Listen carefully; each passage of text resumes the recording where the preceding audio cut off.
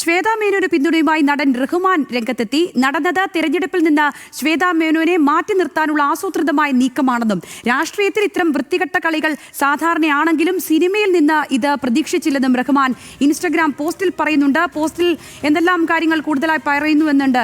സൈഫുന്നിസ തന്നെ ഉണ്ട് കൂടുതൽ വിശദാംശങ്ങളുമായി. സൈഫുന്നിസ, ശ്വേതാ മേനോൻ എന്താണെങ്കിലും പിന്തുണയുമായിട്ടാണ് റഹ്മാൻ എത്തുന്നത്. ഇത് സിനിമയിൽ നിന്ന് പ്രതീക്ഷിച്ചില്ല എന്ന് അദ്ദേഹം പറഞ്ഞു വെക്കുമ്പോൾ ഇൻസ്റ്റഗ്രാം പോസ്റ്റിൽ മറ്റെന്തൊക്കെ കാര്യങ്ങൾ കൂടി കൂട്ടിച്ചേർക്കുന്നുണ്ട്?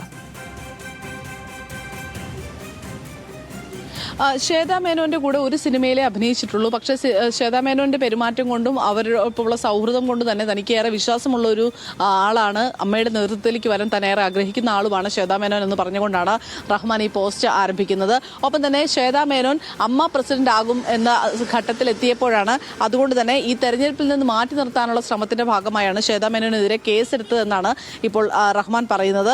രാഷ്ട്രീയത്തിൽ ഇത്തരം കളികൾ കണ്ടിട്ടുണ്ടെന്നും പക്ഷേ സിനിമയിൽ ഇത്തരം വൃത്തികെട്ട കളികൾ ഉണ്ടാകുമെന്ന് താൻ പ്രതീക്ഷിച്ചില്ല എന്നും പറയുന്നുണ്ട്. ഒപ്പം തന്നെ ശ്വേതയെ ഈ രീതിയിൽ ക്രൂശിക്കുന്നവർക്ക് അതിന്റെ തിക്തഫലം അനുഭവിക്കും എന്നും റഹ്മാൻ പറയുന്നുണ്ട്. ഭാവിയിൽ അവർക്ക് അത് അനുഭവിക്കേണ്ടി വരുമെന്നുമാണ് റഹ്മാൻ പറയുന്നത്. ഒപ്പം തന്നെ ശ്വേതാ മേനോൻ അമ്മ പ്രസിഡന്റ് ആകുന്നതിന് തന്റെ എല്ലാ പിന്തുണയും നൽകുന്നു എന്നും റഹ്മാൻ പറയുന്നുണ്ട്. എന്തായാലും സിനിമാ മേഖലയിൽ നിന്ന് തന്നെയാണ് ശ്വേതാ മേനോനെതിരെ ഇങ്ങനെ ഒരു പ്രശ്നമുണ്ടായത്. പ്രത്യേകിച്ച് അമ്മ സംഘടനയിൽ നിന്ന് തന്നെയാണ് ശ്വേതാ മേനോനെതിരെ ഇങ്ങനെ ഒരു ആക്രമണം ഉണ്ടായത് എന്ന് റഹ്മാനും സംശയിക്കുന്നുണ്ട് എന്നാണ് ഈ പോസ്റ്റിൽ നിന്ന് വ്യക്തമാകുന്നത്.